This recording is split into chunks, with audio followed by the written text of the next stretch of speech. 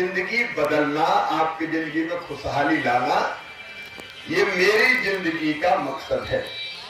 और ओम प्रकाश जी, आज आपने कहा है नर्मदा के किनारे किनारे बिजली लगा के किसानों के खेत में सिंचाई देने की, आज ही एक घोषणा कर रहा हूं कि ये काम सिंचाई का मैं करूंगा।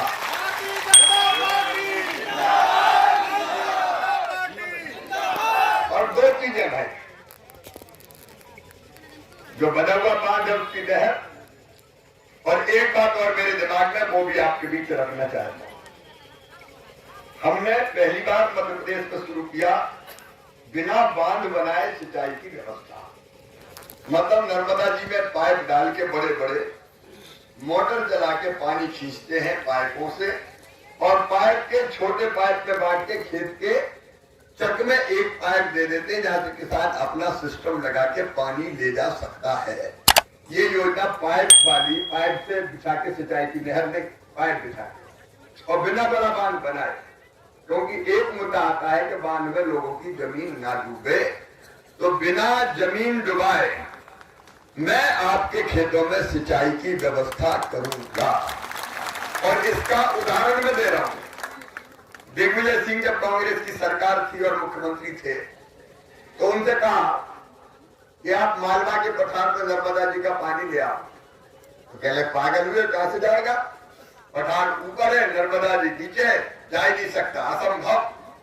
मैं मुख्यमंत्री बना, मुझे तो सिंचाई करनी थी। मैंने अपने अफसर बुलाए और उनसे कहा कि पानी ले जाना है। कहा सर नहीं जा सकता,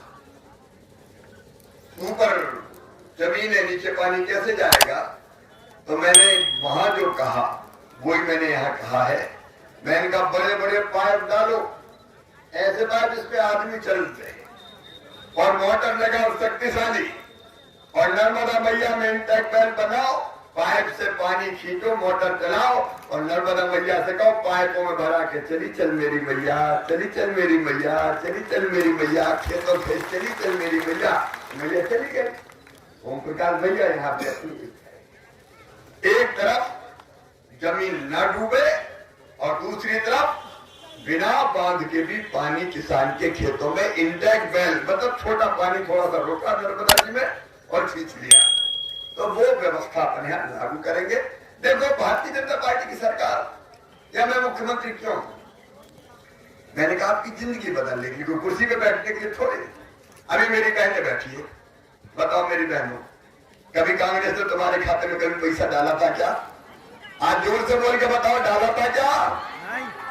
ये तो मेरे ही मन में आया कि मेरी गरीब बहनें, निम्न मध्यम वर्गीय बहनें, मेरी किसान बहनें हजार हजार 2-2 हजार रुपया के लिए परेशान हो जाती है। सही बात है कि नहीं?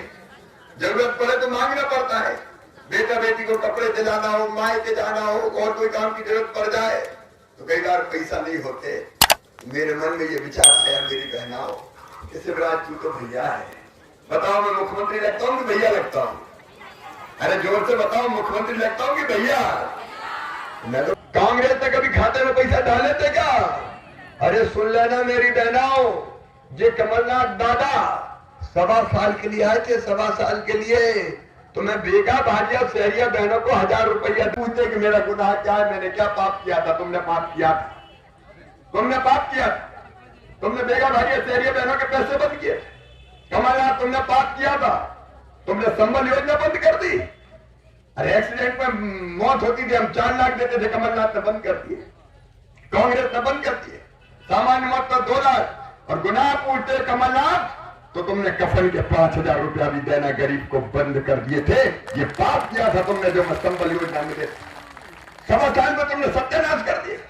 कमलनाथ पूछते मैंने क्या गुनाह किया था, क्या पाप किया था? तुमने पाप किया था, मैं कन्याओं की शादी करवाता था, मुख्यमंत्री कन्या विवाह योजना, तुमने कन्याओं के खाते में पैसा नहीं जाने दिए, शादी हो गई पैसा नहीं गए। कमलनाथ तुमने पाप किया था। मैं बहनों को, गरीब बहनों को बेटा बेटी के जन्म के पहले 4000 और जन्म के बाद 12000 देता था, 16000 लड्डू खा ले गरीब बहन। इसलिए कमलनाथ तूने तो गरीब बहन के लड़ुआ भी छीन लिए थी रे। क्या ये पाप नहीं था? तुमने पाप किया था। मेरे बच्चों की साइकिल छीन ली थी, तुमने पाप किया था। मैं बच्चों को लैपटॉप देता था, 12वीं में अच्छे नंबर लाते थे, ये कमलनाथ ने लैपटॉप देना बच्चों को बंद कर दिए। तुमने पाप किया था, तीर्थ दर्शन यात्रा बुजुर्गों की बंद करवाई थी, ये पाप था तुम्हारा। मेरी बहनों और भाइयों, मेरे बच्चे मुझे बहुत प्यार करते हैं। मैं जहाँ जाता हूँ दौड़ते हैं, चिल्लाते हैं, मामा, ए मामा, ओ मामा। बड़े बच्चे तो आजकल शरारत भी करते हैं, कहते हैं मामा आई लव यू, तो हम भी कहते हैं आई लव यू टू। ये भांजे भांजों से हमारे रिश्ते हैं। लेकिन छोटे छोटे जो बच्चे हैं वो जानते नहीं कि मुख्यमंत्री क्या होता है, कुछ दे सकता है कि इन्होंने पता ही नहीं है। लेकिन माँ की गोद में बैठा बैठा भी चिल्लाता है मामा, ओ मामा, ए मामा। ये क्या है? ये भगवान ने रिश्ता बनाया है, मेरे और बच्चों के बीच का रिश्ता है। अब वो बच्चा भी मुझे मामा कहता है, मामा। और प्रत्येक परिवार एक रोजगार, ये मेरा अगला लक्ष्य है। कोई न कोई एक रोजगार हर परिवार, शासकीय नौकरी हो, स्वरोजगार की योजना हो, मुख्यमंत्री सीखो कमाओ हो, कोई ना कोई दूंगा। हर परिवार का सर्वे करके चाहे कुछ हो जाए, पलायन नहीं होने देंगे मेरे भाई, पलायन से मुक्त करेंगे, पलायन से मुक्त करेंगे। प्रार्थना करने आया हूं कि ये सब काम मुझे करना है, भारतीय जनता पार्टी की सरकार को करना है, तो फिर से एक बार सरकार बनाओ ताकि मैं ये काम पूरे कर सकूं। कहीं कांग्रेस आ गई तो सारे काम ठप हो जाएंगे। और इसलिए हमने आग्रह पूर्वक ओम प्रकाश ध्रुवे जी को इस क्षेत्र से लड़ाया है कि ओम प्रकाश जी, तस्वीर भी बदलनी, तकदीर भी बदलनी है। आप सक्षम समर्थ नेता हो, आप बेहतर सेवा करोगे, आप गरीबों के दर्द को समझोगे, इसलिए जाओ यहां से चुनाव लड़ो। तो पार्टी ने चुनाव में आपकी सेवा करने के लिए इनको भेजा है। मैं आज आप सबसे प्रार्थना करने आया कि शहरपुरा विधानसभा क्षेत्र से आपका प्यार और आशीर्वाद ओम प्रकाश ध्रुवे जी को दीजिए, भारतीय जनता पार्टी को दीजिए, मोदी जी को दीजिए और मामा को भी दे दीजिए। बोलिए सबका आशीर्वाद मिलेगा। आप कोई भी भ्रम में मत आना, ये कांग्रेसी बड़े मायावी है। अभी तो मेरी शिकायत कर रहे हैं कि ये मामा पैसे डाल रहा है, पैसे डालना बंद करो। अरे मैंने कहा दुनिया की कोई ताकत अब पैसा बंद नहीं कर सकता। मेरी बहनों, तुम्हारा भाई जिंदा है, कोई बंद नहीं कर। देखो जलना जला करे, मुझे उसकी परवाह नहीं है, लेकिन आप मेरे साथ खड़े रहो, भारतीय जनता पार्टी के साथ खड़े रहो। हम बदल देंगे जमाना, हम बदल देंगे जिंदगी। हमने ही आज काम किया है। अभी नर्मदा जी का पुल कौन ने बनाया? कभी कांग्रेस ने बनाया? गांव गांव में सड़कें कौन ने बनाई? कभी कांग्रेस ने बनाई? क्या किया कांग्रेस ने?